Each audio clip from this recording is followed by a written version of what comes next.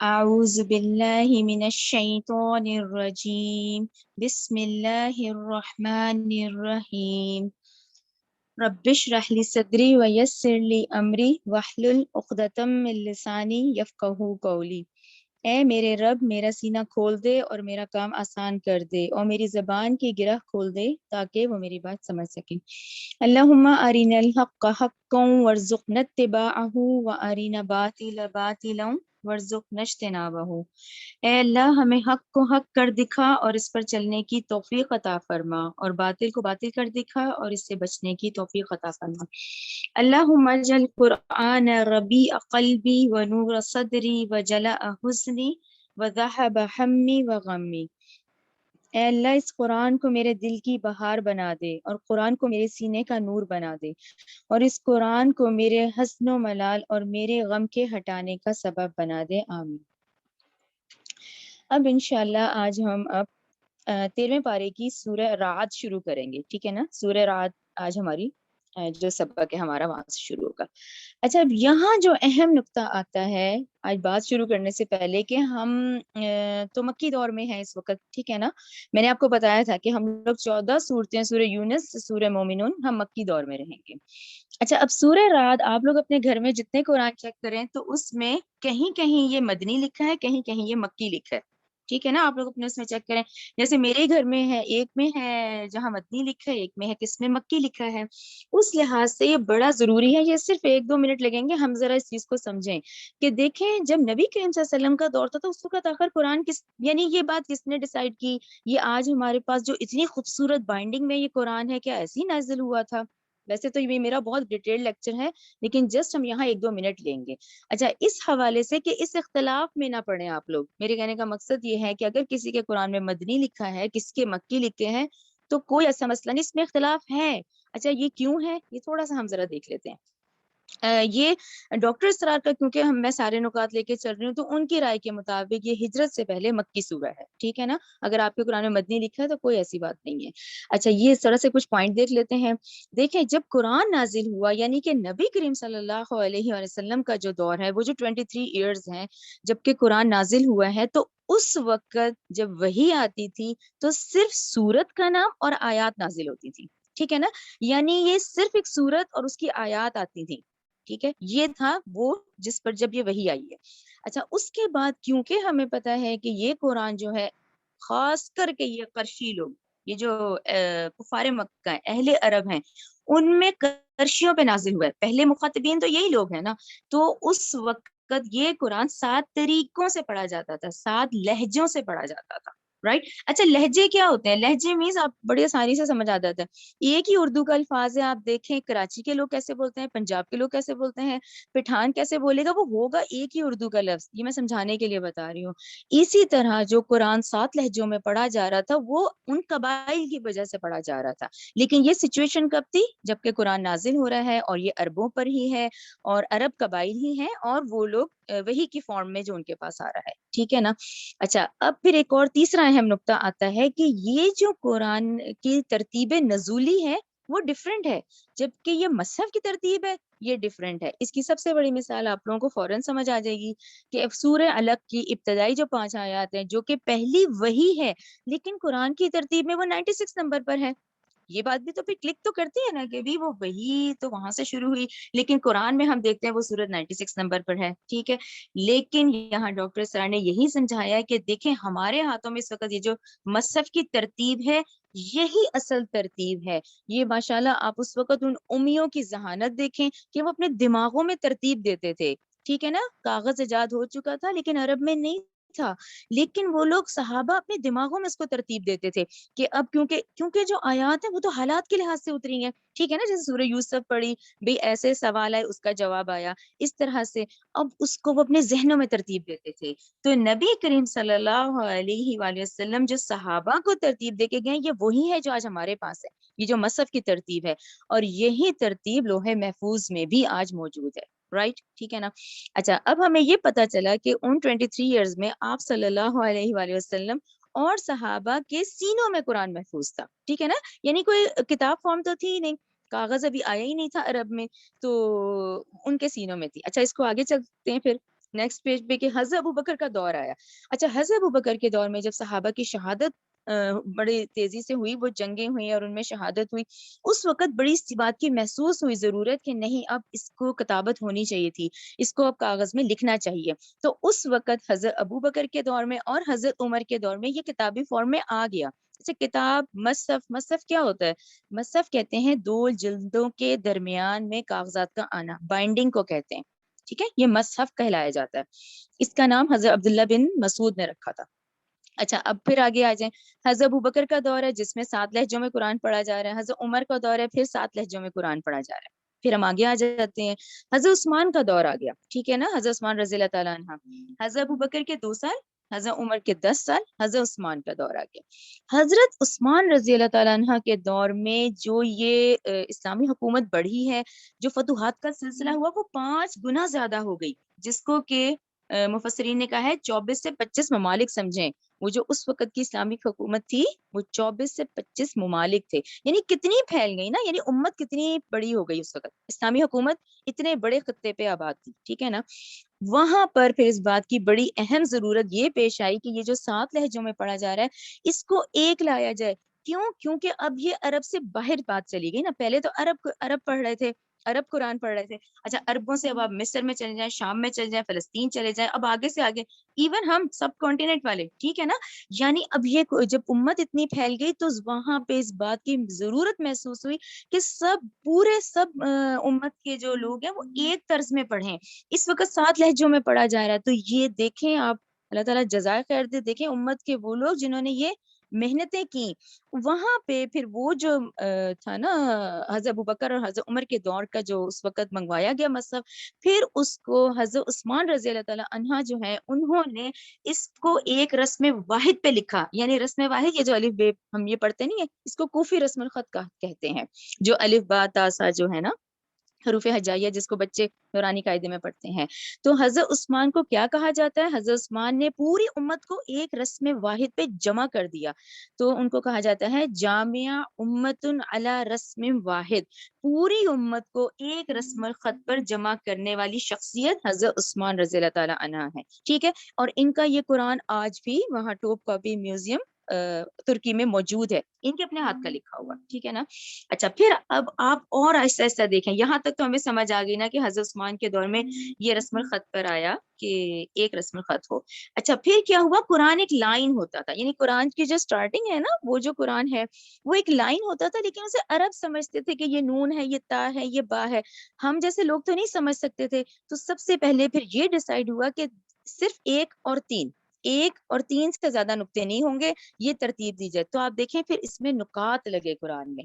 اچھا پھر آگے آ جائیں, پھر اس کے بعد کیا ہوا, پھر اس میں ایزی کرنے کے لیے زبر زیر پیش لگائے گئے. اچھا پھر اس کے بعد یہ نکات کا کام ہوا ہے 50 سے 70 ہجری میں. اس کے بعد اس کو مزید آسان کرنے کے لیے وقف لگا دی گئی. ٹھیک ہے نا, آیت کے وقف ہے. اچھا وقف کے بعد پھر خے لگایا گیا کہ ہر 5 کا وقفہ دیا گیا کہ 5 پہ خے خمسہ لگا دو. اچھا پھر عین اشرا پہ لگایا گیا. ٹھیک ہے, آپ یہ محنت دیکھیں کتنی ہے. اچھا پھر اس کے بعد ہر امت کے دیکھیں, ہر نئے آنے والے, جیسے بنو امیہ دور کی بات ہے, نبی کریم صلی اللہ علیہ وسلم کا دور, حضرت ابو بکر, حضرت عمر, حضرت عثمان, حضرت علی, پھر اس کے بعد حضرت حسن کے 6 منتھس, اور پھر بنو امیہ دور. یہ بنو امیہ دور کی محنت ہے. پھر ان لوگوں نے رکوع لگائے, رکوع بنائے گئے. پھر اس کے بعد یہ ڈیسائیڈ ہوا کہ اچھا یہ 30 دنوں میں پڑھنا ہو, تو پھر یہ پاروں کی ڈیویژن ہوئی. اسی طرح پھر 7 ڈیز میں کمپلیٹ کرنا ہو تو 7 منزلیں آئی. تو میرے اس کے پورے بتانے کا مقصد ہے کہ دیکھیں ایز اے امت محمدیہ ہمیں پتا ہو کہ آج یہ بے انتہا آسان ہے, اور یہ اتنا بڑا معجزہ ہے کہ آپ دیکھیں, چاہے وہ انڈونیشیا کے رہنے والا ہو, چاہے وہ امریکہ, چاہے جاپان, کہیں کا مسلمان ہو, وہ اس کو اسی طرح سے ہی پڑھے گا, کیونکہ اس میں ہمارے آباء و اجداد کے ان لوگوں کی محنت ہے جنہوں نے زبر لگائے, پیش لگائے. تو یہ ڈویژنز بعد میں ہوئے ہیں. اب چاہے یہ مکی ہے, پھر یہ مفسرین آ گئے, پھر مفسرین کے ان کے مرکزی مضمون نکالے. اس سے اندازہ لگایا گیا کہ جو ایمانیات پہ بیس صورتیں ہیں ساری, وہ مکی ہیں 86 جو ہیں. پھر جو 28 ہیں وہ ساری شرعی احکامات پہ بیسڈ ہیں جو کہ مدنی ہیں.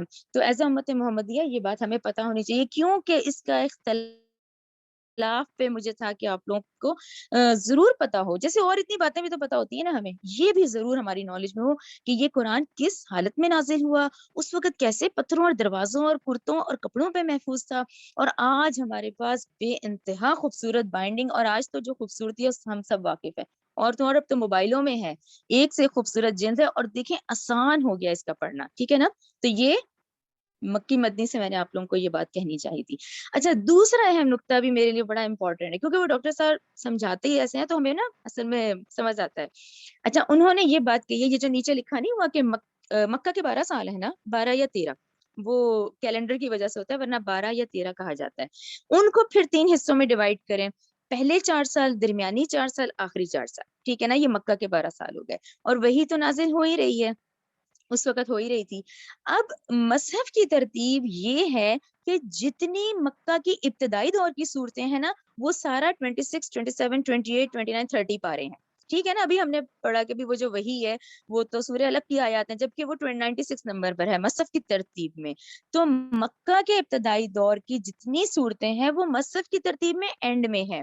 اسی طرح کیونکہ آپ لوگ سورہ انعام پڑھ رہے ہیں، آپ لوگ سورہ اعراف پڑھ رہے ہیں، آپ لوگ سورہ یوسف پڑھ رہے ہیں، اور یہ سورہ رعد ہے آج ہماری، یہ مکہ کے آخری دور کی صورتیں، لیکن مصحف کی ترتیب میں اب 13ویں پارے پر ہیں۔ اب یہ جو سورہ رعد ہے یہ تو 13 نمبر کی صورت ہے، ٹھیک ہے نا؟ آج 13 نمبر ہے نا ہمارا، تو یہ ترتیب بھی آپ لوگ ذہن میں رکھیں۔ یہاں پہ ڈاکٹر سرار کا کہنا ہے کہ جو مکہ کا درمیانی دور ہے وہ مصحف کا بھی درمیانی دور ہی ہے، وہ سورہ مریم سے شروع ہوگا۔ آپ لوگ سٹل سورہ بنی اسرائیل جو ہیں وہ ہم مکہ کے آخری دور میں ہی رہتے ہیں، پھر سورہ مریم سے جو آن ورڈ صورتیں جاتی ہیں نا، وہ مکہ کا بھی درمیانی دور ہے اور مصحف کی ترتیب میں بھی درمیانی دور ہے۔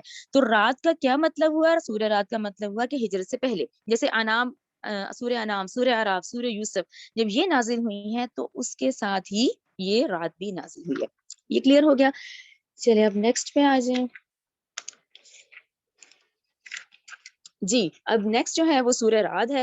سورہ رعد جو ہے بہت خوبصورت سورت ہے، ویسے سبھی ہیں لیکن یعنی اس کی جو اپنی خوبصورتی ہے سورہ رعد کی۔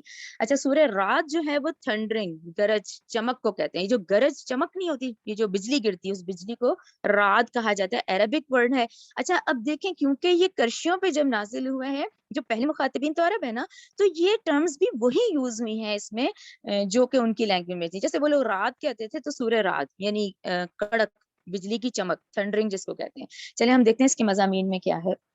یہ مکی سورہ ہے۔ جب قرآن نازل ہوا تو سوری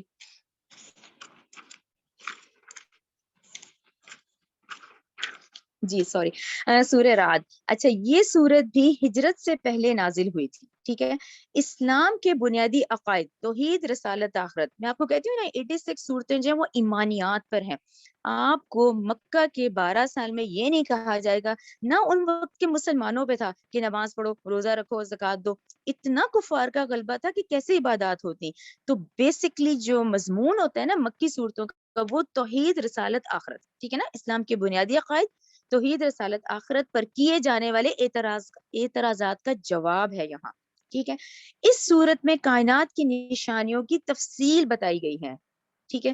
جو پکار پکار کر کہہ رہی ہیں کہ جس قادر مطلق نے اس کائنات کا یہ مہیر العقول، اچھا مہیر العقول عربک ورڈ ہے، مہیر العقول کا مطلب ہوتا ہے حیرت انگیز، اور انگلش میں ہم کہتے ہیں نا ونڈرفل۔ جیسے یہ جو کائنات ہے اس وقت پوری یونیورس جو ہے، اس یونیورس کی یعنی اس کائنات کی ہر چیز پکار پکار کر کہہ رہی ہے کہ جس قادر مطلق نے اس کائنات کا یہ مہیر العقول نظام بنایا ہے، اسے کسی مددگار یا شریک کی ضرورت نہیں ہے، ٹھیک ہے نا؟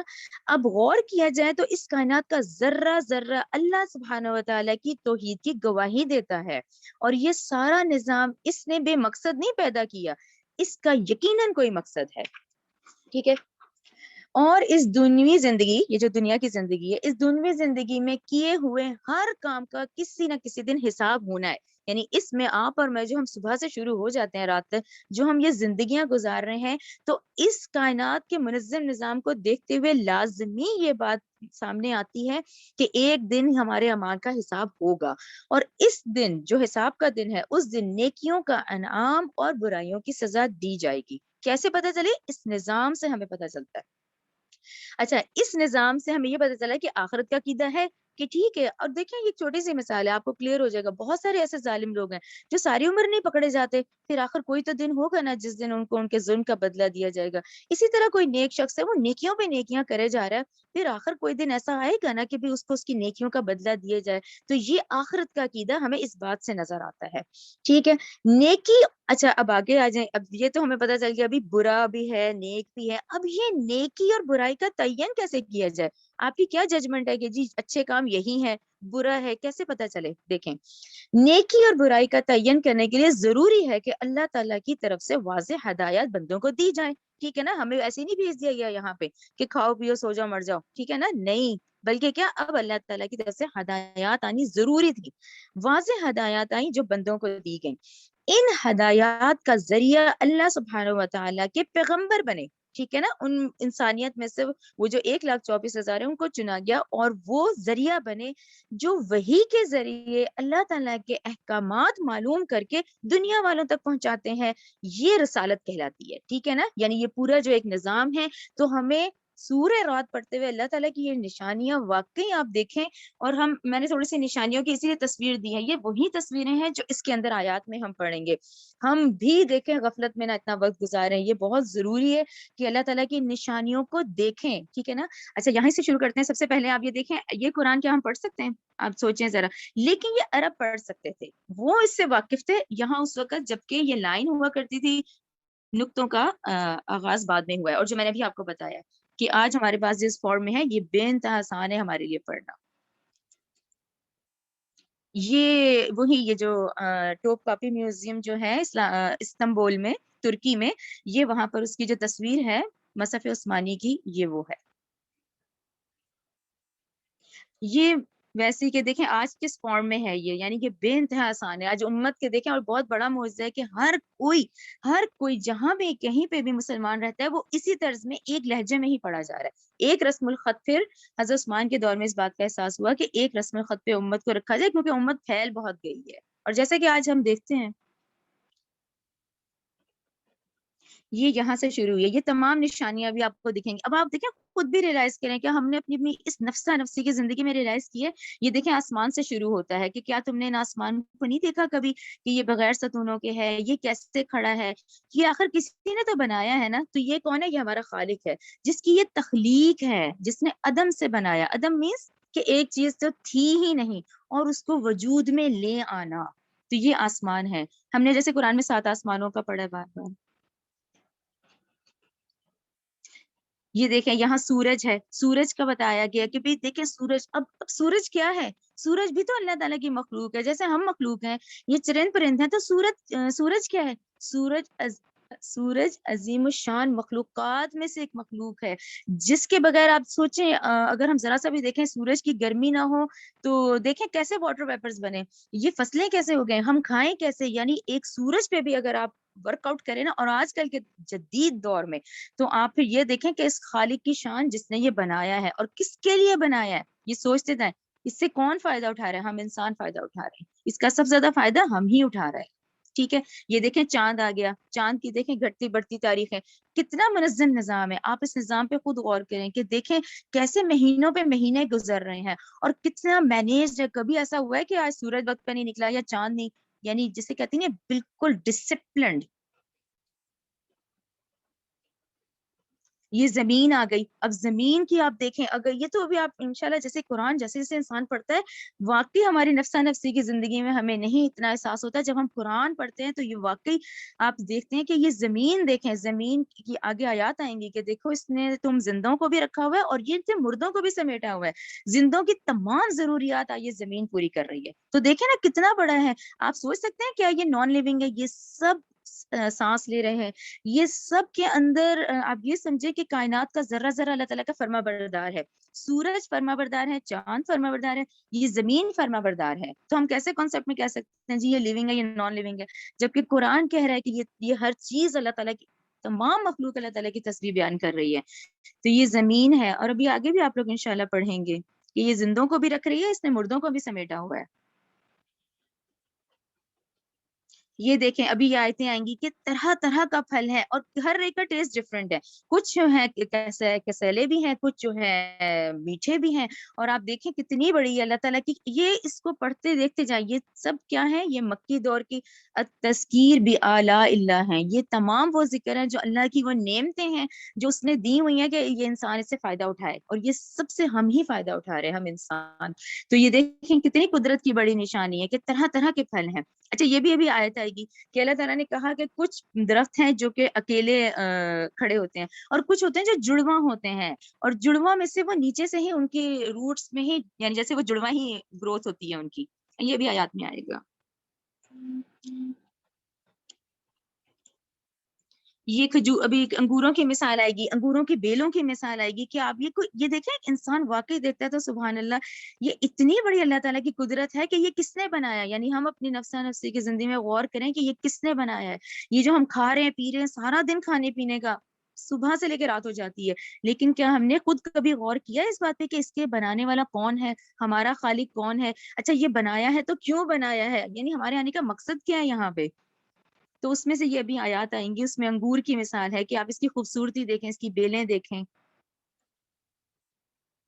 یہ پھر کھجور کا درخت, کھجور کے درخت بھی تو اتنی بڑی مثال ہے جو کہ اللہ تعالیٰ نے مومن کی مثال دی ہوئی ہے کہ کھجور کا درخت تناور سخت جان ہوتا ہے, سخت ہوتا ہے, اور اس کی مثال مومن کی مثال ہوتی ہے کہ اس کی جڑیں بہت اسٹرانگ ہوتی ہیں. یہ بھی آپ لوگ آیات میں پڑھیں گے کھجور کا. یہ دیکھیں پھر نر اور مادہ, یعنی یہ کتنی بڑی تخلیق ہے اللہ تعالیٰ کی. اللہ تعالیٰ نے اور آج کے جدید دور میں تو ہمیں یہ پتا چلا کہ پلانٹس تک میں, یعنی ان میں بھی دیکھیں میل فیمیل پارٹ ہیں, ہمارے میل فیمیل پارٹ ہیں. یعنی اتنی بڑی اس وقت اربوں خربوں لوگ ہیں دیکھیں جو جا رہے ہیں اور پھر اگلے آ رہے ہیں. تو یہ ایسے ہی نہیں ہے, یہ ایک پلاننگ کے تحت ہے. یہ آج اللہ تعالیٰ کا پلان ہے کہ بھی ہم نے کس 70s میں کس نے آنا ہے, 80s میں کس نے آنا ہے, 2000 میں کس لوگوں نے آنا ہے. دیکھیں ہم کو اپنی مرضی سے تو نہیں آئے, نہ ہم نے اپنی مرضی سے جانا ہے. تو یہ اتنی بڑی خلقت ہے, لیکن ہم اس پہ غور کریں کہ ایک اس نر مادہ کی تخلیق پہ کتنی, اور دیکھیں تا قیامت جب تک اللہ تعالیٰ کا حکم ہے تب تک وہ دیکھیں یہ کائنات چلنی ہے کہ یہ نر اور مادہ سے دیکھیں اتنی خلقت اس وقت ہے. اور نہ صرف ہمیں بلکہ یہ دیکھیں سمندروں میں, ان میں, پلانٹس میں, سب میں دیکھیں میل فیمیل پارٹس ہیں. پانی, اللہ تعالیٰ نے کہا پانی دیکھیں کتنی بڑی نعمت ہے. پانی کے دیکھیں, پانی کے بغیر تو زندگی نہ ہو. کہ اللہ تعالیٰ بھی آپ کو کہیں گے اس میں آیات میں کہ دیکھو یہی ایک پانی, اب معجزہ دیکھیں یہی ایک پانی ہے, لیکن دیکھیں ہر پھل کا ٹیسٹ ڈفرینٹ ہے. اللہ تعالیٰ کہیں گے سیراب تو ایک ہی پانی ہو رہا ہے, ایک ہی پانی سے سارے پھلوں کے ذائقے چینج ہیں. یہ کتنی بڑی قدرت ہے. یعنی پانی دیکھیں اللہ تعالیٰ کی نعمتوں میں سے ایک نعمت ہے. یہ تمام نعمتیں, اور اس سے فائدہ کون اٹھا رہا ہے, ہم انسان. تو ہمارا حساب بھی بہت سخت ہے. تو ہم ایسے ہی نہیں پیدا کر دیے گئے صرف کھانے پینے کے لیے, ٹھیک ہے نا. آگے دیکھ لیں. یہ کتنی بڑی اللہ تعالیٰ کی قدرت کی نشانی ہے کہ دیکھیں ماں باپ, یہ تو ایک ذریعہ بنتا ہے نا. اس وقت ماں کے رحم میں 9 مہینے میں ایک بچے کا اتنا خوبصورتی سے بننا, اور وہ کیا ہوتا ہے, اب دیکھیں نا آپ نے بار بار پڑھ لیا کہ وہ حقیر گندا پانی ہوتا ہے, ٹھیک ہے نا, ہمیں خود بھی نہیں بولا جاتا, لیکن اس سے انسان کی تخلیق ہوتی ہے. اور اس انرجیٹک نطفے سے دیکھیں ایک اتنا خوبصورت, یعنی اس نطفے میں کتنی انرجی ہوتی ہے کہ وہ اس میں سے کان, آنکھیں, ناک, ہڈیاں, ریبس, ٹانگیں سب نکلتا ہے. تو یہ بھی بہت بڑی اللہ تعالیٰ کی قدرت ہے یہ کہ یہ اس وقت ماں کے رحم میں اتنے بڑے بچے کا بننا اور اس کے تمام اعضاء کا بننا اس کے اندر. تو یہ اللہ تعالیٰ کی تمام قدرت کی, اللہ تعالیٰ کی نعمتیں, قدرت, اس کی نشانیاں ہیں جو ہم اس صورت میں پڑھیں گے. ہاں چلے اب صورت شروع کرتے ہیں. چلے اعوذ باللہ من الشیطان الرجیم, بسم اللہ الرحمن الرحیم. الف لام میم را, الف لام میم را, یہ حروف مقطعات ہیں. پورے قرآن کی 29 صورتیں ہیں جو کہ حروف مقطعات سے شروع ہوتی ہیں, اور اس کا معنی اللہ سبحانہ و تعالیٰ ہی جانتے ہیں, ٹھیک ہے. ہمیں اس سے زیادہ اس کا ترجمہ ہم نے یہی کرنا ہے اور توڑ کے پڑھنا ہے. تل کا یہ آیاتو, آیتیں ہیں, نشانیاں ہیں, کتاب کی. والذی, اور وہ جو, انزلہ, نازل کیا گیا, الیہ کا, آپ صلی اللہ علیہ وآلہ وسلم کی طرف, من ربک, آپ کے رب کی طرف سے, حق ہے, ٹھیک ہے نا. یعنی قرآن میں ابھی تک پڑھنے والا ایک ایک لفظ کیا ہے, سچا ہے, حق ہے.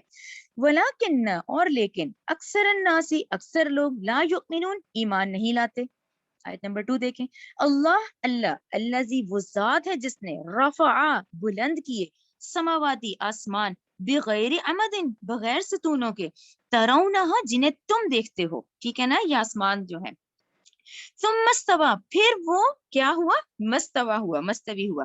اچھا یہاں پر مفسرین نے کہا ہے کہ دیکھیں یہ بنانے کے بعد جب ہم کہتے ہیں ثم استوى علی العرش کہ وہ مستوی ہوا عرش پر، علی العرش پر، تو انہوں نے کہا کہ یہ کیونکہ ہم تو تصور ہی نہیں کر سکتے نا، نہ اس عرش کا نہ اللہ کی ذات کا، یعنی ہم تو تصور ہی نہیں کر سکتے، تو انہوں نے کہا اس کا ترجمہ مستوی ہی ہوگا، اس کا کوئی ڈیٹیل نہیں ہے، یعنی یہ تو بات جب ہمارے ذہن ہی وہاں تک پہنچ ہی نہیں سکتے تو اس کا ترجمہ مستوی ہی کیا جاتا ہے کہ وہ کیا شان ہے، وہ کس شان سے عرش ہے، وہ عرش کیا ہے، ہم اس سے بالکل واقف نہیں، ہماری عقل ہی وہاں تک نہیں پہنچ سکتی، ٹھیک ہے۔ وسخرا کو دیکھیں، اس نے کام میں لگا دیا، ٹھیک ہے، کام میں لگایا، الشمس والقمر سورج کو بھی چاند کو بھی، ٹھیک ہے نا، دونوں لائیو ہیں، یعنی دونوں اللہ تعالیٰ کے فرما بردار ہیں، ٹھیک ہے نا، سورج وقت پہ آ رہا ہے، چاند بھی، اور اس کو کام پہ لگایا گیا ہے، کلن ہر ایک یجری چل رہا ہے لأجل مسمى مقررہ وقت کے لیے۔ اب کیا مطلب کلو یجری، کیا چیز چل رہی ہے؟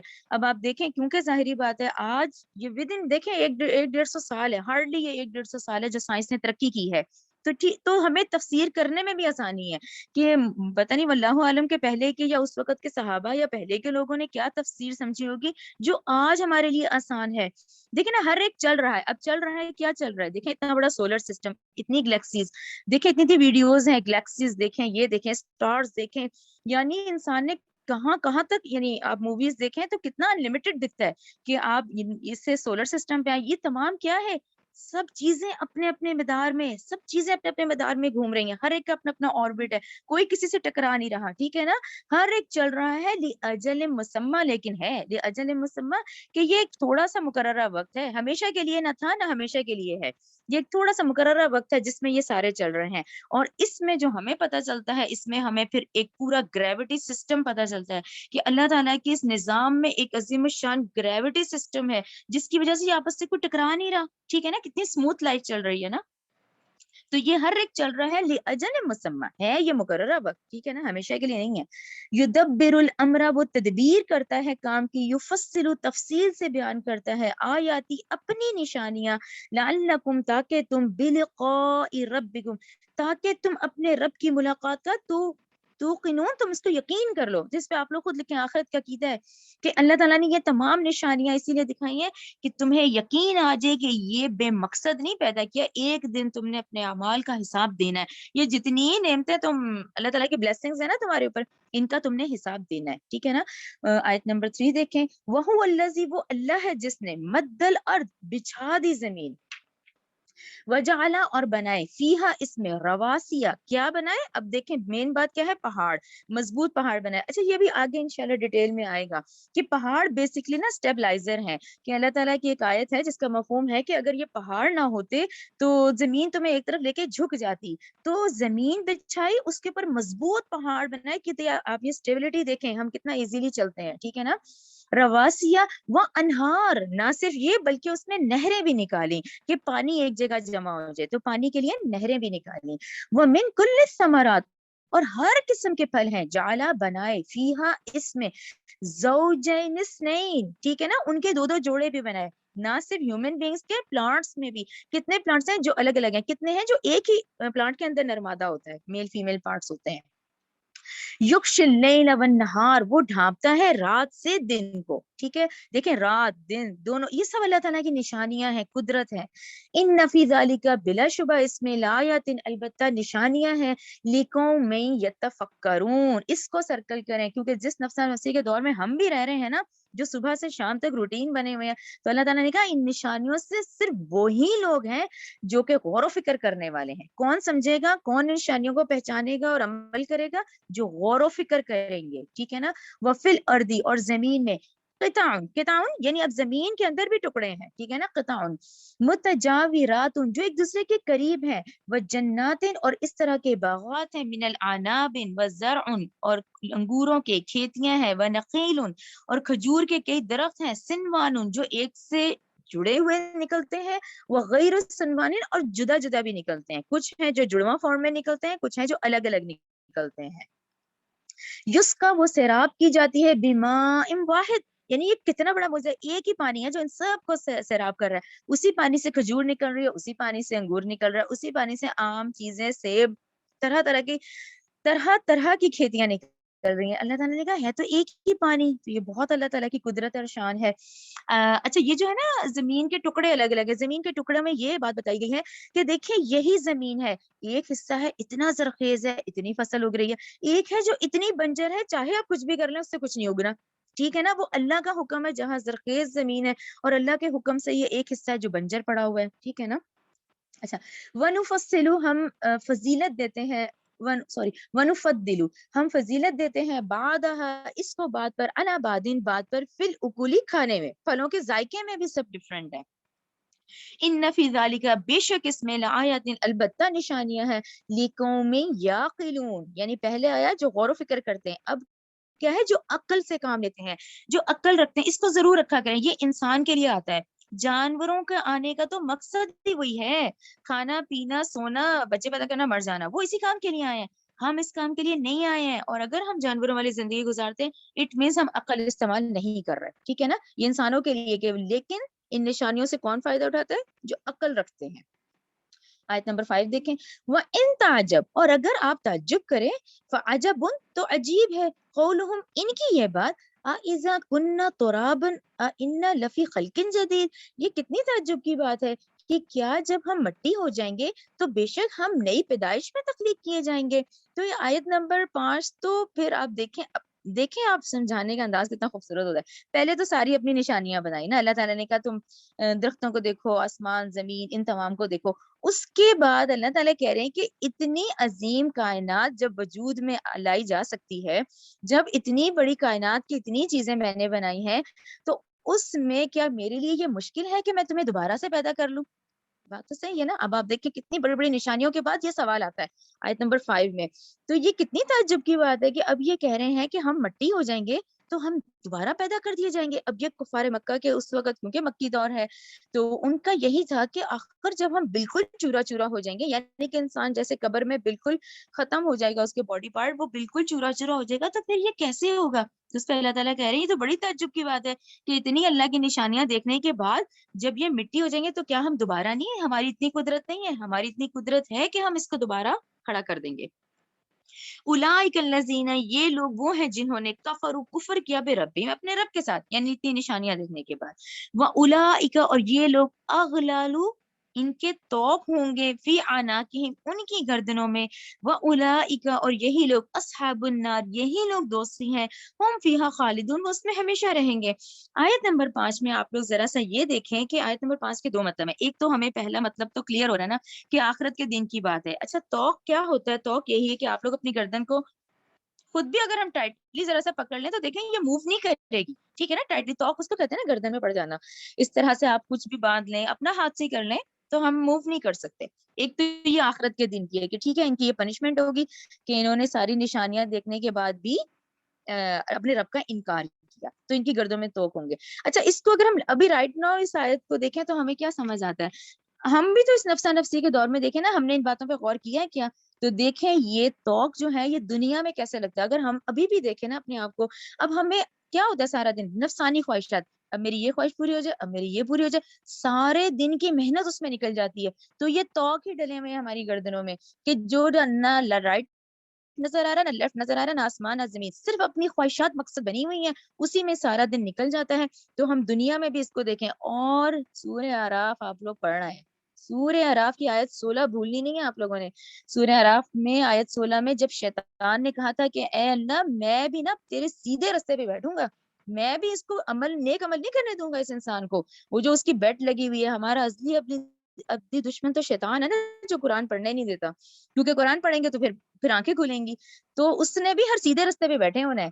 तो ये याद रखें, ये ख्वाहिशात के तौक बहुत बुरे हैं, इनको उतारें। क्यों? क्योंकि फिर हम प्रैक्टिकली नहीं कर सकते। तो आज दुनिया में भी अगर हम नहीं देख रहे ना ये निशानियां अल्लाह की, तो ये ख्वाहिशात के तौक हैं जो कि गर्दनों में पड़े हुए हैं, जो राइट लेफ्ट नहीं दिख रहा। ٹھیک ہے نا, اور دوسرا مطلب آخرت کے دن کا بھی ہے. آیت نمبر 6 دیکھیں, وَيَسْتَعْجِلُونَكَ, وہ جلدی طلب کرتے ہیں آپ سے, بِالسَّيِّئَةِ قبل الحسنۃ, برائی عذاب کی رحمت سے پہلے. دیکھیں نا وہی والی بات, اب یہ وہی آپ ذہن میں رکھا کریں, مکی دور 360 بت, یعنی یہ وہی خانہ کعبہ ہے جس میں 360 بت پڑے ہوئے ہیں. تو وہ کہتے تھے کہ جب ہم انکار کر رہے ہیں, جب ہم اللہ کی بھی نہیں مان رہے ہیں, تو یہ سب کچھ ہونے کے بعد تو ہم پہ عذاب کیوں نہیں آ رہا, ٹھیک ہے نا. اب لیکن کیوں نہیں آ رہا, آپ اللہ تعالیٰ کا ایک قاعدہ قانون ہے, اللہ تعالیٰ مہلت دیتے ہیں. یہ جو آپ کی اور میری زندگی گزر رہی ہے, یہ مہلت پہ گزر رہی ہے. نماز نہیں پڑھتے کچھ بھی نہیں ہوتا, ٹھیک ہے نا, لیکن اللہ تعالیٰ کی طرف سے مہلت ہوتی ہے کہ شاید میرا بندہ ریئلائز کر لے, قضا پڑھ لے, ٹائم پہ پڑھ لے, اس کو ریئلائز ہو جائے. تو یہ ان کفار مکہ کا تھا کہ بھئی اگر ہمارا دین صحیح نہیں ہے تو عذاب آ جائے, ہم تو نہیں مان رہے تو عذاب آ جائے. تو اللہ تعالیٰ نے کہا یہ جلدی طلب کر رہے ہیں عذاب رحمت سے پہلے, یہ کہ میری رحمت میں آ جائے, نہیں, یہ عذاب کی جلدی کر رہے ہیں. وقد خلت, اور تحقیق گزر چکی ہے, من قبلہم سوری, ان سے پہلے, مثالات عذاب, مثالوں کی عذاب, سوری عذاب کے مثالوں کی تو بہت ساری مثالیں پہلے گزر چکی ہیں, رائٹ. آپ لوگوں نے سورہ ہود بھی پڑھ لی ہے, آپ لوگوں نے اعراف بھی پڑھ لی ہے, یہ ان 6 قوموں کی طرف اشارہ ہے. وَإِنَّ رَبَّكَ, اور بلا شبہ آپ کا رب, لَذُو مَغْفِرَةٍ لِلنَّاسِ عَلَى ظُلْمِهِمْ, ٹھیک ہے نا, آپ کا رب تو بہت مغفرت کرنے والا ہے لوگوں کے لیے, مغفرت والا ہے لوگوں کے لیے ان کے ظلم کے باوجود کہ ان کو نہیں پکڑ رہا, ان کو مہلت دے رہا ہے, ٹھیک ہے نا. وَإِنَّ, اور بے شک, رَبَّكَ, آپ کا رب, لَشَدِيدُ الْعِقَابِ, البتہ انتہائی سخت سزا دینے والا. اب آپ کو میری شروع کی ڈسکشن سمجھ آ گئی نا, کہ جب اللہ تعالیٰ نے رسول بھیج دیے, کتابیں بھیج دی, جب ہر چیز بھیج دی, اس کے باوجود غفلت میں زندگی گزارنے میں پھر سخت سزا دی جائے گی. پھر ہم یہ نہیں کہہ سکتے جی اللہ بڑا رحیم و کریم ہے, بھی سب کچھ کر لو. ہمارا ایک کنسپٹ ہے نا, انڈو پاک میں تو بہت ہے, ہر چیز اللہ بہت رحیم و کریم ہے, اپنی مرضی کر رہے ہیں, اور وہاں جا کے دیکھی جائے گی, یعنی ڈر نہیں لگ رہا ہوتا. کیوں؟ کیونکہ قرآن آپ کو ریئلائز کرواتا ہے, یہ آیات دیکھیں کتنا معجزہ ہے. تو یہ سخت سزا پھر نہیں ملے گی جب اتنی تم اللہ کی نعمتوں کو, بے حساب نعمتیں اللہ نے تمہیں دی. یہ سورج کو کہا گیا انسان کی خدمت کرو, یہ تمام مخلوقات خدمت کرنے لگی ہوئی ہے, تو کیا یہ با مقصد ہے, بے مقصد ہے کیا, سوری, یہ کیا بے مقصد, یہ نہیں, یہ با مقصد ہے, یہ پرپس فل کریشن ہے. تو ٹھیک ہے, اس کی سزا بھی پھر سخت ہے. آیت نمبر 7 دیکھیں, وَيَقُولُ, اور کہتے ہیں, الَّذِينَ, وہ لوگ جنہوں نے کفر کیا, لَوْلَا أُنزِلَ عَلَيْهِ آیَةٌ مِّن رَّبِّهِ, کیوں نہیں نازل کی جاتی اس رسول پر کوئی معجزہ, کوئی نشانی اس کے رب کی طرف سے. میرے نزدیک نا یہ بہت بڑی جو آیت ہے نا, سورہ انعام آیت 7, سورہ انعام آیت 7 میں اللہ تعالیٰ نے کہا, جس کا مفہوم ہے کہ تم آسمان سے دیکھ بھی لیں اور وہ ایک پیپر آ بھی جائے نا, یہ اس کو چھو بھی لیں گے, یہ پھر بھی مان نہیں آئے, ٹھیک ہے نا. تو یہ ان کا حصی معجزے والا معاملہ تھا کہ بھی پہلی امتوں کو حصی معجزے دکھائے گئے, تو اب کیوں نہیں دکھائے گئے. اور اس کا ریزن میں نے آپ لوگوں کو بتایا تھا. دیکھیں جب بگننگ آف لائف تھی نا اس دنیا کی, جب سٹارٹنگ کی امتیں تھیں, وہ اس زمین کا اور انسانیت کا چائلڈہڈ پیریڈ تھا. آج ہم میچیورٹی کی طرف ہیں. اس زمانے کا انسان آج آ جائے نا تو وہ خود بیچارہ گھبرا جائے, جو آج سائنس کی ترقی ہے. تو آج اتنے بڑے معجزات تو ہم خود دیکھ رہے ہیں. تو یہ ریزن تھا کہ اس امت نے آگے کس طرف جانا تھا, آگے اتنے اللہ کے یہ معجزات جو ڈسکور ہو رہے ہیں. بیسکلی کائنات تو بنی ہوئی ہے, اب سائنس اس کو ڈسکور کر رہی ہے. تو اس لیے یہ حصی معجزات جو تھے, اب ہم میچورٹی کی طرف ہیں تو ان کی ضرورت نہیں تھی, بلکہ یہ قرآن ہی سب سے بڑا معجزہ ہے اس وقت کا جو سب سے بڑا معجزہ ہے یہ قرآن ہے. انما انت, اے پیغمبر, آپ تو صرف منذر, ڈرانے والے ہیں. وَلِكُلِّ قَوْمٍ ہاد, یعنی اللہ تعالیٰ نے کہا ہر قوم کے لیے ایک رہنما تھا. جتنے آپ سے پہلے پیغمبر آئے, ہر ایک کے ساتھ یہی معاملہ رکھا گیا, ٹھیک ہے نا, کہ ہمیں حصی معجزے دکھاؤ, انہوں نے انکار ہی کیا. آیت نمبر 8 دیکھیں, اللہ یعلم, اللہ جانتا ہے, ما تحملو, جو کچھ اٹھاتی ہے پیٹ میں, کلو انسا, ہر ایک مادہ. دیکھیں خالی انسانوں کی بات نہیں ہو رہی, پوری کائنات کے جانداروں کی مادہ کی بات ہو رہی ہے. وما تغیدو, اور جو کچھ کم کرتے ہیں, ارحام رحم میں, وما تزدادو, اور جو کچھ زیادہ کرتے ہیں, ٹھیک ہے نا, وہ رحم سپڑتا بھی ہے اور پھر دیکھیں وہ بڑھتا بھی ہے. وہ کل شیء, اور ہر ایک چیز, عندہ, اس کے ہاں بھی مقدار, ایک مقدار کے مطابق ہے. مقدار کا کیا مطلب, کہ ایک یہ طے شدہ حکمت ہے. اب آپ دیکھیں اگر شیر ہی ہوتے نا تو ساری دنیا میں شیر دکھیں, مگرمچھ ہو تو وہی دکھیں, ٹھیک ہے نا, لیکن کیسے ہے, ہر ایک چیز اندازے کے مطابق ہے. ہر پھل, ہر جاندار, ہر اسپیشیز ایک اندازے کے مطابق ہے, ٹھیک ہے نا. وَكُلُّ شَيْءٍ عِندَهُ بِمِقْدَارٍ, اللہ کی طرف سے یہ دو چیزیں ہیں, اس کے ہاں ایک مقدار کے ساتھ ہیں, ایک اندازے کے ساتھ ہیں. ٹھیک ہے نا. عالم الغیبی وہ جاننے والا ہے پوشیدہ کا، وہ شہادتی اور ظاہر کا، کبیرو اور وہ بہت بڑا ہے، متعال نہایت بلند ہے، سواء برابر ہے اللہ کے علم میں، منکم تم میں سے، من جو کوئی اسرا آہستہ کہے قولا بات، ومن اور جو کوئی جہرا اونچی آواز میں کہے، جہرا بلند آواز میں کہے، بھی اسے، ومن اور وہ شخص کے ہوا وہ مستخفم اور چھپانے والا ہو، جو چھپنے والا ہو، باللیلی رات کے اندھیرے میں، وساربن اور جو چلنے والا ہو، بن نہاری دن کی روشنی میں. ٹھیک ہے نا. شاید میں ساری مثالیں، تم دل میں چھپاتے ہو، تم ظاہر کر دیتے ہو، تم ہلکی آواز میں بات کرتے ہو، تم اونچی آواز میں بات کرتے ہو، تم رات کے اندھیرے میں کوئی کام کرتے ہو یا دن کی روشنی میں کرتے ہو، اللہ تعالیٰ کے علم میں سب ہے. ٹھیک ہے نا. لہو اس انسان کے لیے، معقبات باری باری آنے والے فرشتے ہیں، من بینی یدیہ جو اس کے آگے سے، ومن خلفہ اور اس کے پیچھے سے، یحفظونہ وہ اس کی حفاظت کرتے ہیں، من امر اللہ اللہ کے حکم سے. ان اللہ بے شک اللہ لا، اچھا نہیں سوری ہم یہاں رک جاتے ہیں. اچھا اتنا حصہ نا آپ لوگ پڑھ رہے ہیں، آپ لوگ اپنے قرآن میں ضرور لکھا کریں سورہ انعام 61. ٹھیک ہے نا. آیت نمبر 10 جو ہم پڑھ رہے ہیں، سورہ انعام 61 میں آپ لوگوں کو یاد ہوگا ہم نے یہ ڈیٹیل سے پڑھا تھا کہ ایک وہ فرشتے ہیں جو کہ فجر میں آتے ہیں، پھر دوسرے جو ہے وہ عصر میں ان کی ڈیوٹی چینج ہوتی ہے. ٹھیک ہے نا. جو ہمارے نامہ اعمال لکھ رہے ہیں اور وہ حفاظت کرنے والے بھی ہیں، وہ حفاظت بھی کرتے ہیں. ٹھیک ہے نا. اس انسان کے لیے باری باری آنے والے فرشتے ہیں جو آگے سے پیچھے سے اس کی حفاظت کرتے ہیں اللہ کے حکم سے، فجر اور عصر. ٹھیک ہے نا. اچھا اس میں پھر بات آ جاتی ہے کہ جب حادثہ ہو جاتا ہے یا ایکسیڈنٹس ہوتے ہیں یا جب کوئی تکلیف آتی ہے تو پھر وہ اللہ کے حکم سے پیچھے ہو جاتے ہیں، کیونکہ جب تکلیف کا یا حادثے کا یا موت کا وقت آ جاتا ہے پھر ان کو ہٹانے کا حکم دے دیا جاتا ہے جب ان کا وقت تکلیف کی صورت میں. ٹھیک ہے نا. یہاں تک تو کلیئر ہو گیا. اچھا اب دیکھیں آیت نمبر 11 کا اگلا حصہ. ان اللہ بے شک اللہ، لا یغیر نہیں بدلتا، ما اس نعمت کو جو، بقوم کسی قوم کے پاس ہے، حتیٰ یہاں تک کہ یغیروا وہ خود بدلیں، ما بانفسہم اس کیفیت کو جو ان کے دلوں میں ہے. وَإِذَا أَرَادَ اللَّهُ اور جب ارادہ کرتا ہے اللہ، بقوم کسی قوم کے ساتھ، سوءً برائی عذاب کا، فلا مرد تو پھر اس کو کوئی پھیرنے والا نہیں ہے، لہو اس کو، وما لہم من دونہ من وال اور نہیں ان لوگوں کے لیے اس اللہ کے سوا کوئی بھی کارساز. یہ جو آیت نمبر 11 ہے یہ ہم لوگ اچھی طریقے سے دیکھیں کہ دیکھیں یہ اللہ تعالیٰ نے کہا کہ یقیناً اللہ کسی قوم کی حالات نہیں بدلتا جب تک کہ وہ خود اپنے دل نہیں بدلیں گے. ٹھیک ہے نا. باطنی کیفیت ایک ہے میرا ظاہری عمل، ظاہری طور پہ بڑا کوئی نیک لگ رہا ہے جی، بڑے صدقے خیرات کر رہا ہے، لیکن اس کی باطنی کیفیت کیسی ہے؟ جب تک اس کی باطنی کیفیت نہیں بدلے گی تو اس میں چینج نہیں آئے گا. ٹھیک ہے نا. تو اصل میں اپنی باطنی کیفیت کے لیے محنت کرنی ہے. پھر جب ہم اپنا باطن چینج کریں گے، اندر سے چینج کریں گے، تو اللہ کی طرف سے بھی پھر معاملات میں تبدیلی آئے گی. لیکن اس کے لیے شرط کیا آئی کہ آپ کا باطن کیسا، آپ کا ظاہر نہیں کاؤنٹ ہو رہا ہے اس وقت، آپ کا باطن کاؤنٹ ہو رہا ہے. ظاہری طور پر تو آپ بڑے نیک لگ رہے ہیں، لیکن جب باطنی کیفیت بدلتی ہے تو اللہ تعالیٰ آپ کے تمام معاملات بھی بدل ڈالتے ہیں. ٹھیک ہے نا. اور اس کے بعد یہ کہ جب اللہ تعالیٰ کسی قوم پہ، ٹھیک ہے، جب عذاب کا فیصلہ آ جاتا ہے، جب انسان سرکشی کی حالت میں رہتا ہے، پھر اس عذاب کو کوئی لوٹانے والا نہیں ہے. ٹھیک ہے. آیت نمبر 12 دیکھیں. هو الذی وہی اللہ ہے جو یریکم البرق ٹھیک ہے دکھاتا ہے تمہیں بجلی، خوفن ڈرانے کے لیے، وطمعا امید دلانے کے لیے، وینشئ اور وہی پیدا کرتا ہے صحابہ بادلوں کو، ثقال جو بھاری ہوتے ہیں، ویسبح اور تسبیح بیان کرتی ہے رعد. ٹھیک ہے. سورت کا نام آ گیا آیت نمبر 13 میں. رعد، رعد یعنی گرج، بحمد ہی اس کی حمد کے ساتھ، والملائکۃ اور فرشتے بھی، من خیفتہ اس کے خوف سے، ویرسل اور وہ بھیجتا ہے، صواعق کیا کڑکتی بجلیاں، فیصیب اور پھر پہنچاتا ہے یعنی ان بجلیوں کو وہ جو گرتی ہیں بجلیاں، بہا وہ بجلیاں، میں یشاء جس پر وہ چاہتا ہے، وہم اور وہ کافر، یجادلون جھگڑا کرتے ہیں، فی اللہ اللہ کی بابت، وہو شدید المحال وہ تو شدید قوت والا ہے. یہ پھر دیکھیں اللہ تعالیٰ کی قدرت کی ساری نشانیاں ہیں. اب آپ دیکھیں اس میں خوف اور امید کی کیا بات ہے. دیکھیں نا یہ بجلی، کڑک، بادل، ایک کسان کے لیے تو امید ہوتے ہیں نا کہ بھئی اس نے دانا ڈالا ہوا ہے، اب بارش ہوگی تو وہ باہر آئے گا.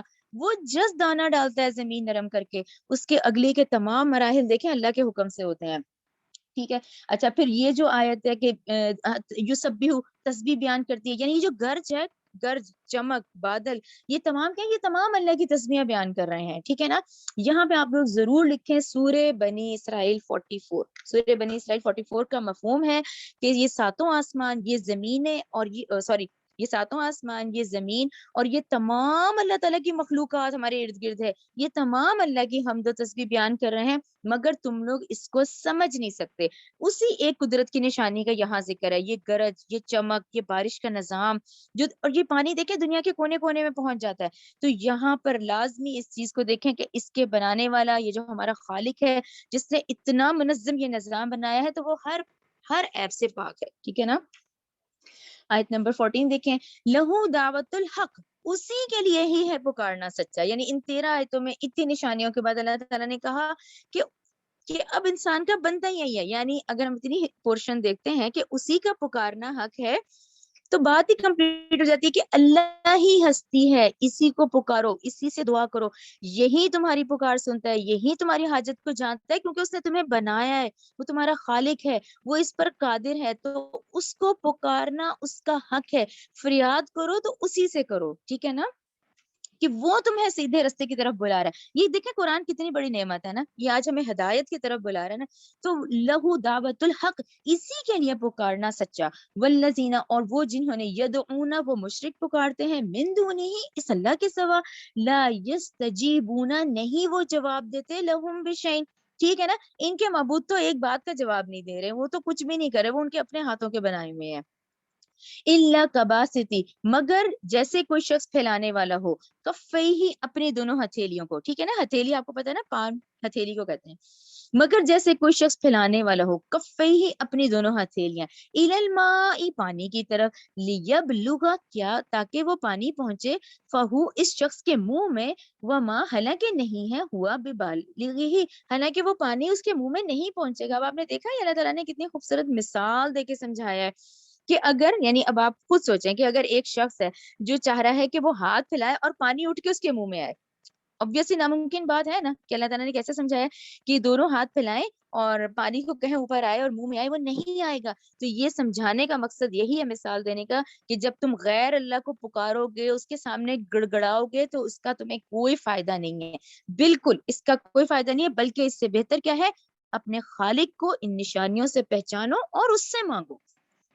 وما دعاء، اور نہیں ہے پکارنا، کافرین، کافروں کا، الا، مگر فی دلال، گمراہی، ٹھیک ہے نا، اپنے ہی ہاتھ کے بنائے ہوئے بتوں سے مانگ رہے ہیں، تو ٹھیک ہے، وہ بالکل کیا ہے، بیکار ہے۔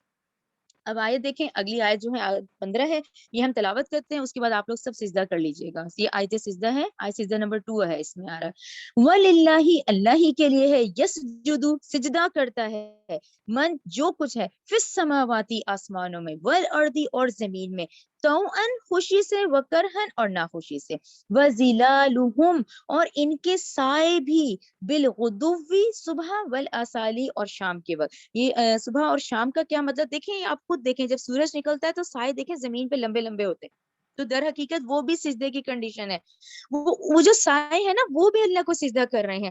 اسی طرح اب آپ سن سیٹ دیکھیں، جب شام میں سورج غروب ہوتا ہے، تو اس وقت بھی یہ جو سائے ہیں، یہ بھی سجدہ کر رہے ہیں۔ یعنی کیسے زمین، اس کی آسمان، اس کی کائنات، اس کے سائے بھی اللہ کو صبح و شام سجدہ کر رہے ہیں۔ یہ دعا ہے، اور آپ لوگ ضرور سجدہ کر لیں۔ سجد وجہی للذی خلقہ وشق سمعہ وبصرہ بحولہ وقوتہ فتبارک اللہ احسن الخالقین۔ یہ آپ لوگ سب سجدہ کر لیں، یہ سجدے کی دعا ہے۔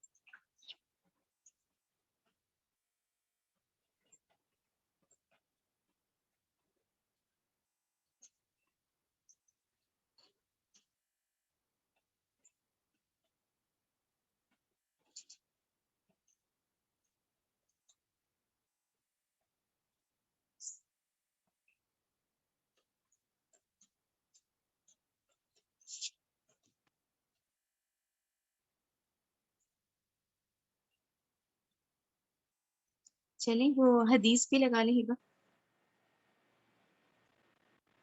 جی، یہ حدیث دیکھیں، یہ سجدہ جو ہے، یہ تلاوت سجدہ بھی ہے، یہ جیسے اب ہم پڑھ رہے ہیں، ہم نے اس وقت بھی سجدہ کیا ہے، اور یہ سجدے پہ یہ حدیث اتنی خوبصورت ہے کہ نبی کریم صلی اللہ علیہ وآلہ وسلم نے ارشاد فرمایا، جب آدمی سجدے کی آیت تلاوت کرتا ہے اور پھر سجدہ کرتا ہے، تو شیطان روتا ہوا ایک طرف نکل جاتا ہے اور کہتا ہے کہ ہائے میری ہلاکت، انسان کو سجدے کا حکم ہوا اور اس نے سجدہ کر لیا، اب اسے جنت ملے گی، اور مجھے سجدے کا حکم ہوا لیکن میں نے انکار کیا، کیوں، میرے لیے جہنم ہے۔ چلیں آیت نمبر 16 کی طرف آ جائیں. قل کہہ دیجئے من کون ہے رب السماواتی رب آسمانوں کا والارضی اور زمین کا. قل اللہ کہہ دیجئے کہ اللہ ہے. قل کہیے کیا فتقستم پھر تم نے بنائے ہوئے ہیں پکڑے ہوئے ہیں من دونی ہی اللہ کے سوا اولیاء ایسے کارساز لا یملکون نہیں وہ اختیار رکھتے لانفسہم اپنے نفسوں کا بھی وہ اختیار نہیں رکھتے نفعا ولا ضرعا. ٹھیک ہے نا, تمہارے ہاتھ کے بت ہے, نہ ان کو اپنے نفع کا پتہ ہے نہ ان کو اپنے نقصان کا پتہ ہے. قل کہہ دیجئے حل کیا یستوی الاعمی والبصیر. دیکھیں نا یہ ایک اور مثال آ گئی, اور دیکھیں بڑی کلیئر مثال ہے ہمارے سامنے. ایک جیسے پیدائشی اندھے ہوتے ہیں جنہوں نے نہیں دیکھی دنیا, کیا وہ برابر ہے وہ بچہ جو بالکل پیدا ہوا جس نے ساری دنیا دیکھی؟ تو اللہ تعالیٰ نے کیا کہ کہہ دیجئے کیا برابر ہو سکتا ہے اندھا اور دیکھنے والا؟ کیا کہیں گے ہم لوگ؟ یہی کہیں گے نا, کبھی ایک جس نے دیکھی نہیں, ایک جو آنکھیں کھول کے دیکھ رہا ہے. کیا حل یستوی الظلمات والنور. ٹھیک ہے, ظلمات والنور تو کیا برابر ہو سکتے ہیں اندھیرے اور روشنی؟ ٹھیک ہے نا, ایک وہ شخص جس نے اس کو آنکھیں دونوں کے پاس ہیں, لیکن ایک ہے جو دنیا کو مانے میں لگا ہوا ہے, تو اس کی مثال اندھے جیسی ہو گئی. ایک وہ ہے جس نے اپنی آنکھیں کھول کے اس کائنات کی نشانیوں کو دیکھا, اللہ کی قدرت کو دیکھا اور اپنے آنے کا مقصد پہچانا. ٹھیک ہے نا. جعلوا کیا انہوں نے بنائے ہیں للہ اللہ کے لیے شرکاء ایسے شریک خلقو کا خلق ہی, کیا انہوں نے پیدا کیا ہے کہ اللہ نے ان کے پیدا کیا ہے ان کو؟ ٹھیک ہے نا, میں اس کا بھی آپ کو بتاتی ہوں, یہ مشرکین مکہ کی طرف ہے. فتشابہ لہذا مشتبہ ہو گئی خلقو پیدائش علیہم ان پر. قل کہہ دیجئے اللہ ہی خالقو پیدا کرنے والا ہے کل شیئن ہر چیز کا, واہو الواحد القہار وہ بہت وہی ہے جو یکتا ہے اور قہار ہے. یہ جو 16 آیت ہے میں اس کا آپ کو بتاتی ہوں کہ یہ جو ہے نا کہ وہ شبہ میں پڑے ہوئے ہیں کہ ان سے پوچھئے کیا برابر ہے اندھا اور دیکھنے والا, کیا برابر ہے اندھیرا اور روشنی؟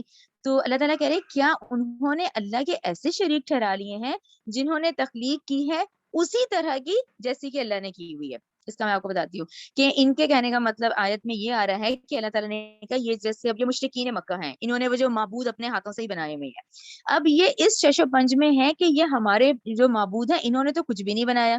ٹھیک ہے نا, معبودوں نے جو ہے وہ تو خود ان کے ہاتھ کے بنائے ہوئے, انہوں نے تو کچھ نہیں بنایا, سب کچھ اللہ نے بنایا. اب وہ اس شش و پنج میں ہے کہ اب ہم کیا چیز کہیں کہ جی یہ ہمارے معبود نے بنائی ہے. ٹھیک ہے نا, اس کا جواب ان کے پاس بھی کچھ نہیں ہے. یعنی کہ وہ خود تسلیم کرتے ہیں کفار مکہ کہ یہ کائنات کی ایک ایک چیز ہے وہ اللہ نے ہی بنائی ہے, پھر وہ کیوں شک میں پڑے ہوئے ہیں.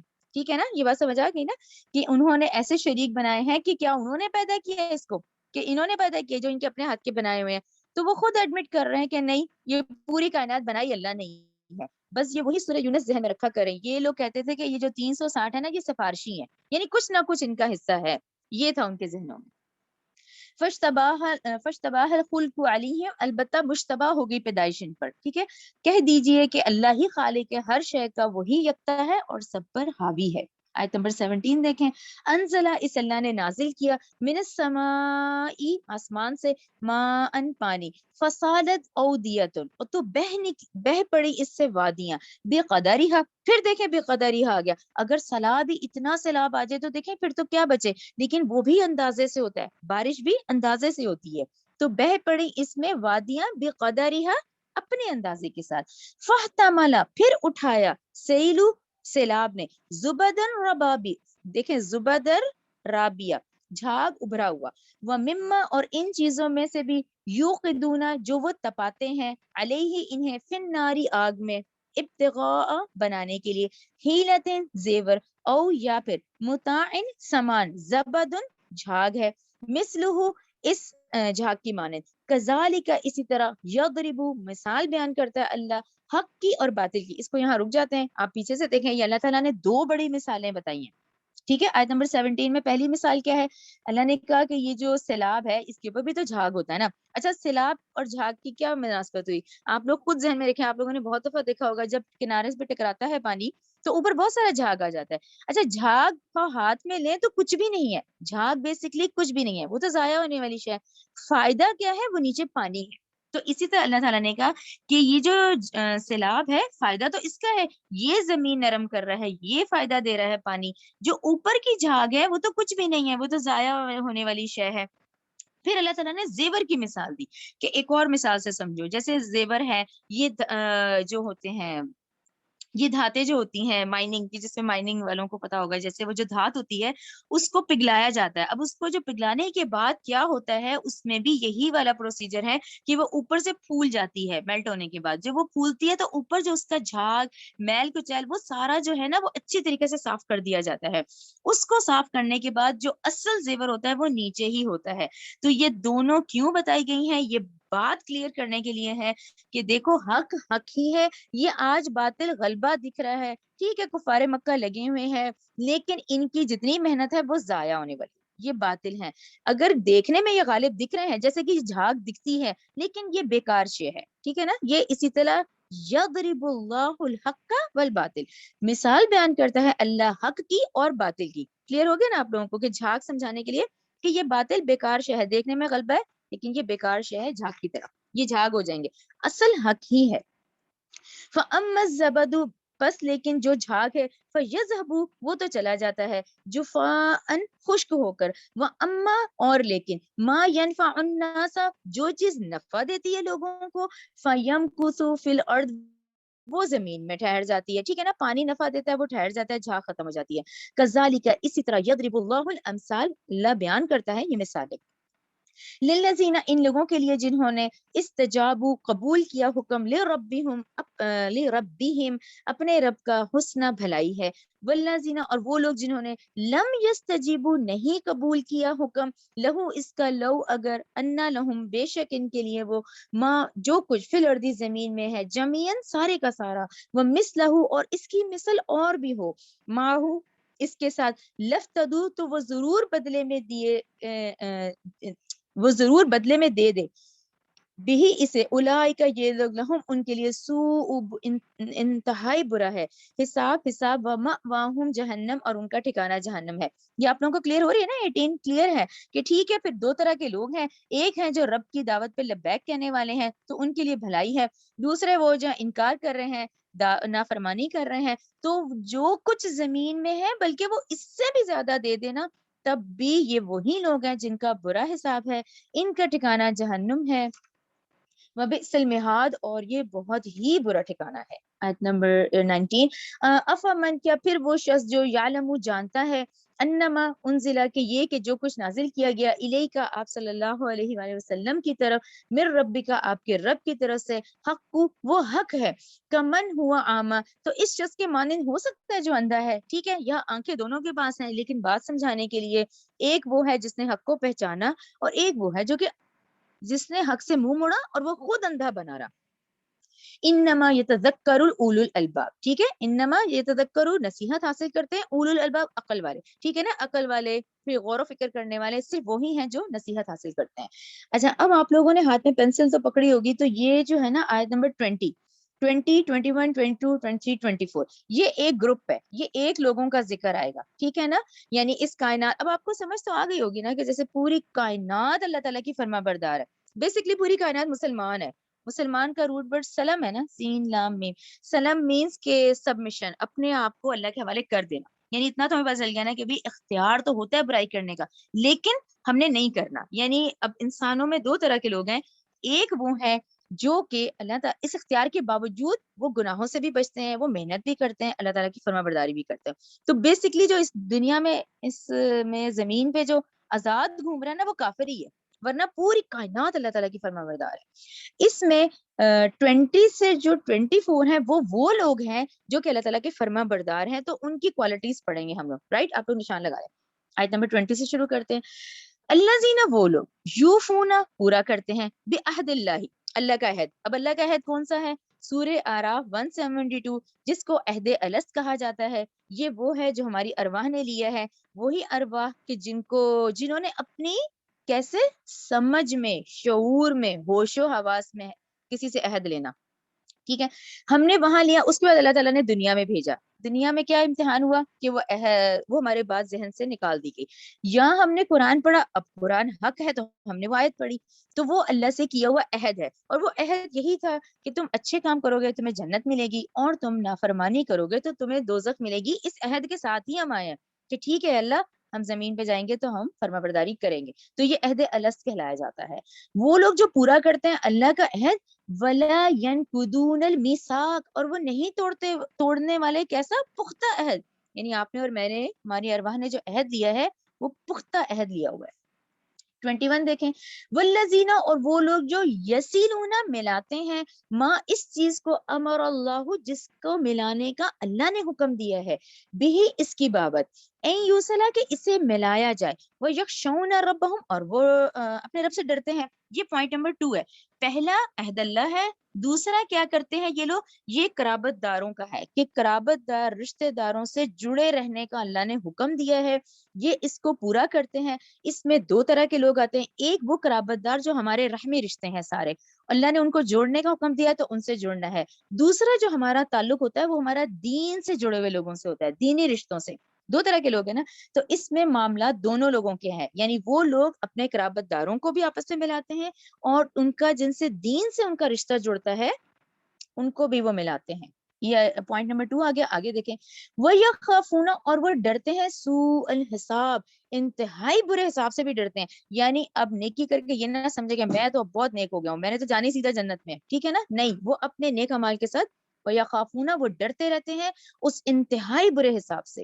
اب دیکھیں نمبر 4 بات کون سی ہے، والذین، اور وہ لوگ جنہوں نے صبر کیا. اچھا صبر کیسے ہوتا ہے؟ صبر دیکھیں ایسے ہی ہوتا ہے کہ ایک ہے جو آپ کا نفس چاہ رہا ہے، ٹھیک ہے نا، ایک ہے جو اللہ کا حکم ہے. اب نفس کو کنٹرول کیا اور اللہ کی بات مانی تو کہیں نہ کہیں اپنی خواہش کو ہی دبایا ہے نا، کہ دل تو جا رہا تھا لیکن نہیں کیا. تو یہ صبر ہے کہ انہوں نے صبر کیا.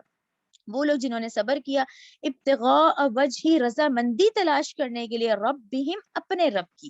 اچھا ٹھیک ہے، یہ ہو گیا جو چوتھا پوائنٹ ہے. یعنی کسی بھی، اچھا اس میں 2 پوائنٹ ہے. ایک تو وہ صبر جو نفس سے بھی کنٹرول کیا، اور ایک وہ صبر کہلایا جاتا ہے کہ اب کوئی تکلیف آئی، کوئی حادثہ آیا، کوئی پریشانی ایک دم آئی تو اس پہ شکایت نہ کرنا، شور شرابہ نہ کرنا. ٹھیک ہے، یہ پہلا، دوسرا، تیسرا، یہ چوتھا ہے. 5واں دیکھیں، وہ اقام الصلاۃ، اور وہ نماز قائم کرتے ہیں، وہ انفقوا مما رزقناہم کو ضرور سرکل کریں.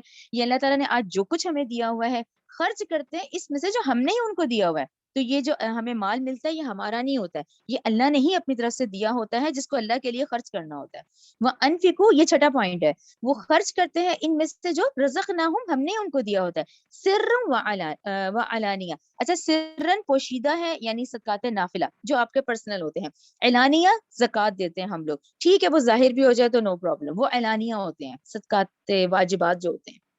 اور آپ لوگ سورۃ توبہ میں ڈیٹیل سے ہم پڑھ کے آئے ہیں مصارف، زکوٰۃ دی کس کس کو جاتی ہے، ٹھیک ہے. وہ کیسے ہیں، رزق کو پوشیدہ بھی خرچ کرتے ہیں اور اعلانیہ بھی. وَيَدْرَؤُونَ، یہ 7 پوائنٹ ہے، وہ دور کرتے ہیں بالحسنتی، اچھائی کے ساتھ، سیئۃ، برائی کو. اولئک لہم عقبی الدار، یہی لوگ ہیں، انہی کے لیے عقبی الدار، ان کے لیے بہترین انجام آخرت کا. یہ 7واں پوائنٹ پھر جو ہے یہ بہت اہم ہے. 7واں پوائنٹ یہ ہے کہ وہ بھلائی سے برائی کو دور کرنے کا کیا مطلب ہوا کہ بھلائی سے برائی کو دور کر دیتے ہیں. یعنی وہ برائی کا جواب برائی سے نہیں دیتے، یعنی ان کے ساتھ اگر برا ہوتا ہے تو اس کا جواب بھی وہ بھلائی کے ساتھ دیتے ہیں. برائی کا جواب برائی سے نہیں دیتے بلکہ بھلائی سے پیش آتے ہیں تاکہ اس شخص کے اندر اگر کوئی نیکی کا جذبہ ہے وہ جاگ جائے. یہ آپ لوگ پھر سے دوبارہ دیکھیں گے 7 پوائنٹس ہیں. نمبر 1 اللہ کا عہد پورا کرتے ہیں. نمبر 2 قرابت داروں اور دینی رشتہ داروں سے جوڑنے کا حکم. نمبر 3 وہ اللہ سے اس حساب سے ڈرتے ہیں. نمبر 4 وہ صبر کرتے ہیں. نمبر 5 وہ نماز قائم کرتے ہیں. نمبر 6 وہ اللہ کے دیے میں سے خرچ کرتے ہیں. نمبر 7 وہ برائی کا جواب اچھائی سے دیتے ہیں. چلیں آگے دیکھیں آیت نمبر 23.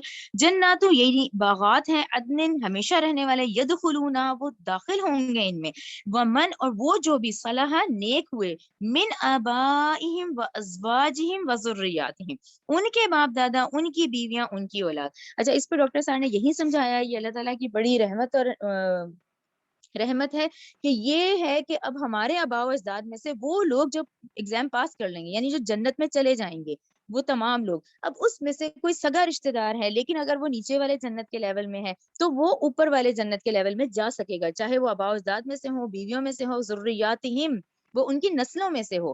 لیکن اگر کوئی ایک ہائی لیول پر ہے اور کوئی نیچے ہے تو نیچے والا جو ہے وہ اپنے اوپر ہائی لیول کے جنت کے رشتہ داروں کے پاس جا سکتا ہے. یہ اللہ کی رحمت میں سے ہے، یہ ہم پہلے بھی پڑھ کر آئے ہیں اور یہ آپ لوگ ذہن میں رکھیں، اس میں درجات ہیں، یہ تمام درجات ہیں کہ جس میں پہنچنا ہے. اور یہ درجات آپ لوگ لکھیں سورہ نساء 69، سورہ نساء 69 میں یہ درجات ہیں جس میں ہم نے محنت کرنی ہے کہ ہم اس چاروں میں سے کس درجے میں سے ہیں، جس میں انبیاء مکمل ہو چکے ہیں، صدیقین، شہداء اور صالحین ہیں، صدیقین، شہداء اور صالحین کی محنت کرنی، ٹھیک ہے، یہ نیک ہوئے ان کے باپ دادا میں سے، ان کی بیویوں میں سے، ان کی اولادوں میں سے، والملائکۃ اور فرشتے، یدخلون داخل ہوں گے، علیہم ان پر، من کل باب جنت کے ہر دروازے سے، ٹھیک ہے۔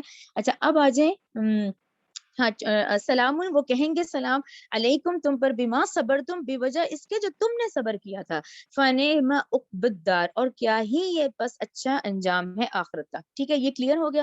اب آ جائیں آیت نمبر 25 کی طرف۔ آیت نمبر 25 ان لوگوں کی ہے جو اس کے اپوزٹ چلتے ہیں، جو نافرمانی کرتے ہیں، والذین، وہ لوگ، ینقضون، جو توڑ ڈالتے ہیں، ٹھیک ہے، وہ اللہ کا عہد جو کر کے آئے تھے اس طرف غور ہی نہ کیا، یعنی وہ اپنی ہی نفسانی خواہشات میں لگے رہے، وہ لوگ جو توڑتے ہیں عہد اللہ، اللہ کا عہد، من بعد میثاقہ، اور اس سے پختہ عہد کر لینے کے بعد، وہ یقطعون، پھر وہ کیا ہے، وہ رشتہ داروں کو بھی ان کی قطع تعلقی ہوتی ہے، اور دینی جو رشتے ہیں ان سے بھی نہیں وہ جڑتے، وہ یقطعون ما امر اللہ، اس چیز کو جس کو کہ اللہ نے ان کو حکم دیا تھا، بھی اس کی بابت، این یوصلا، کہ وہ اسے ملایا جائے، وہ یفسدون، پھر وہ فساد کرتے ہیں، کیونکہ وہ اللہ کے عہد کو بھی توڑ رہے ہیں، رشتہ داروں کو، اور اس میں بھی قطع تعلقی ہے، تو یہ لوگ کون ہیں، یہ فساد کرنے والے ہیں، یہ وہ یفسدون، وہ فساد کرتے ہیں، فی الارض، زمین میں، اولئک، تو یہی لوگ، لہم اللعنت، تو ان کے لیے لعنت ہے، ولہم سوء الدار، اور انہی کے لیے آخرت کا بہت برا گھر ہے۔ یہ ہمارا سبق یہاں تک ہے۔